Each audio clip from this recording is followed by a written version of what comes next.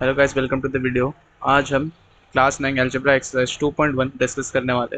So let's begin. Which of the following expressions are polynomials in one variable and which are not? State reasons for your answer.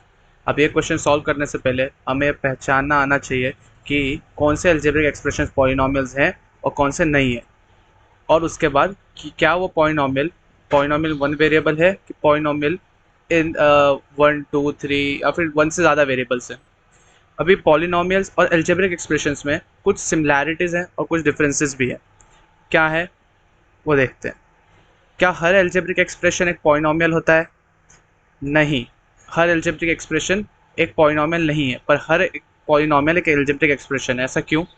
क्योंकि expression और polynomials, algebraic expression और polynomials दोनों को लिखने का एक तरीका, एक फॉर्म है जिसे बोला जाता है कांस्टेंट इनटू वेरिएबल। जैसे आप देख सकते हैं इस इक्वेशन में जितने भी इस इक्वेशन के टर्म्स है 4x² -3x +7, तीनों के तीनों का एक फॉर्म है जो कि है कांस्टेंट, जो कि होता है वो एक नंबर जिसे कोएफिशिएंट भी बोला जाता है। क्योंकि उसे कांस्टेंट इसलिए बोलते हैं क्योंकि उसका वैल्यू कभी चेंज नहीं होता, वो फिक्स होता है। और एक होता है वेरिएबल जिसका वैल्यू वेरी करते रहता है, मतलब वो चेंज कर सकते हैं। वो इस वेरिएबल के जगह हम कोई भी रियल नंबर सब्स्टिट्यूट कर सकते हैं। सेम होता है ये 7 के जगह, इधर हमें कोई वेरिएबल नहीं दिख रहा, लेकिन इसे हम कांस्टेंट पॉलिनोमियल भी बोलते हैं। इसका मतलब 7 के आगे हम x⁻0 लगा सकते हैं, और x⁻0 का वैल्यू 1 होता है, इसलिए 7 का वैल्यू चेंज नहीं होता और इससे इक्वेशन सेम रहता है। अभी लेकिन डिफरेंसेस क्या है अलजेब्रिक एक्सप्रेशन और पॉलिनोमियल में?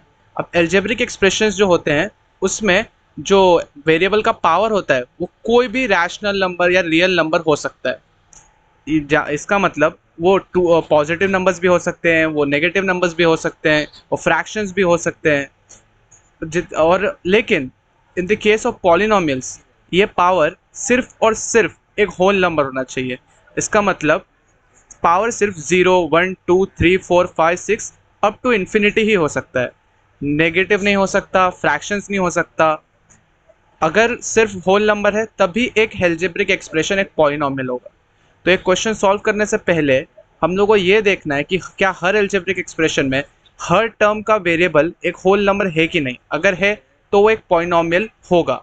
और अगर उस इक्वेशन में सिर्फ एक वेरिएबल है, मतलब अगर x दिया है तो क्या पूरे इक्वेशन में सिर्फ x ही है?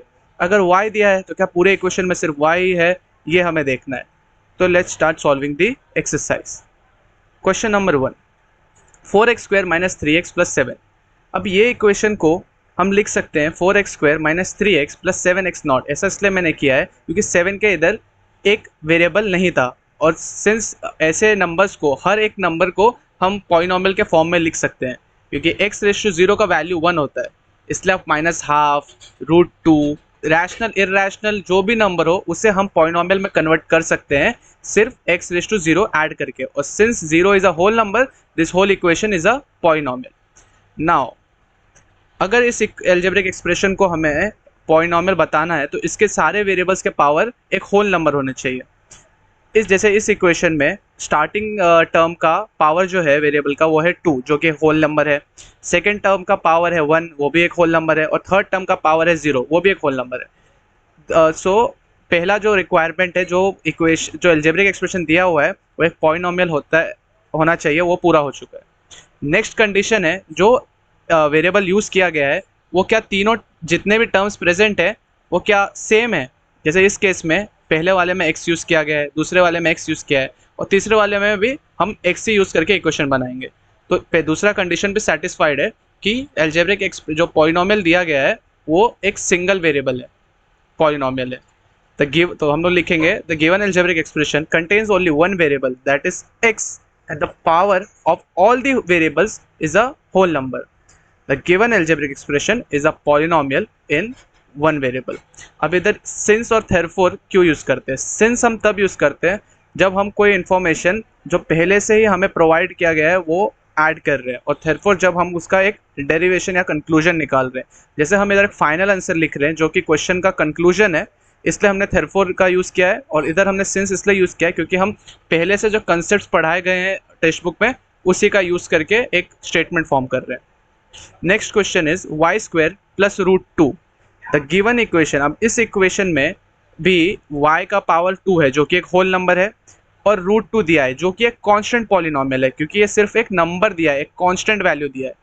अब उसको हम कन्वर्ट कर सकते हैं Y square plus root 2 Y raise to nought. अब since Y raise to nought का वैल्यू 1 है, तो इसलिए एल्जेब्रिक एक्सप्रेशन का वैल्यू चेंज नहीं हो रहा। तो पहला कंडीशन है जो सब पावर्स होल नंबर होने चाहिए, और इस पॉलिनोमियल में पहला पावर 2 है और दूसरा पावर 0 है, दोनों के दोनों एक होल नंबर है। सेकेंड रिक्वायरमेंट है जो जितने भी वेरिएबल्स हैं सब सेम होने चाहिए, तो ये y है और ये भी y है, तो दोनों रिक्वायरमेंट्स फुलफिल्ड है, और इसका मतलब ये एल्जेब्रिक एक्सप्रेशन एक पॉलिनोमियल इन वन वेरिएबल है। तो हम लिखेंगे the given algebraic expression contains only one variable y and the power of all the variables is a whole number. The given algebraic expression therefore is a polynomial in one variable, और since और therefore का use करना है। Third question, 3√2 plus t√2।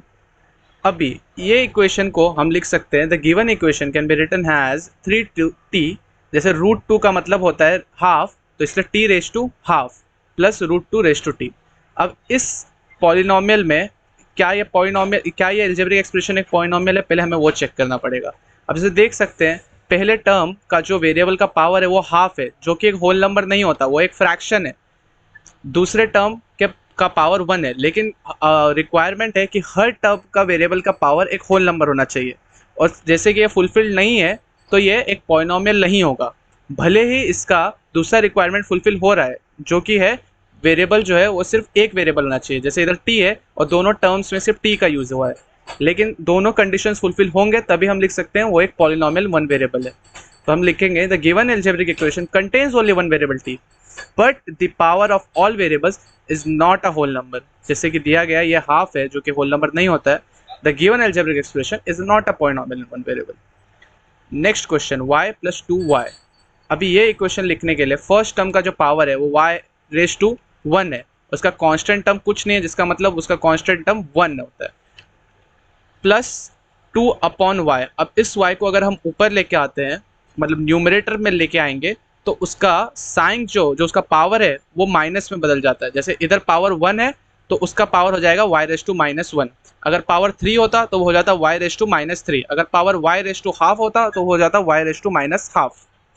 अभी first term का जो power है 1 है जो कि एक होल नंबर है, पर सेकेंड टर्म का जो पावर है वो एक नेगेटिव नंबर है -1, जो कि होल नंबर पे नहीं आता, वो इंटीजर्स में आता है। और सिंस पहला जो रिक्वायरमेंट है जो सब पावर्स जो वेरिएबल्स के होल नंबर होने चाहिए वो फुलफिल नहीं हो रहा, तो ये एक पॉलिनोमियल नहीं है।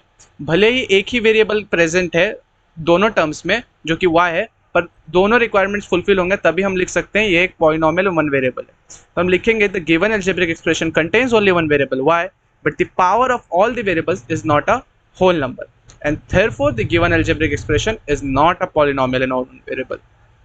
फिफ्थ इक्वेशन आप ट्राई कर सकते हैं खुद से।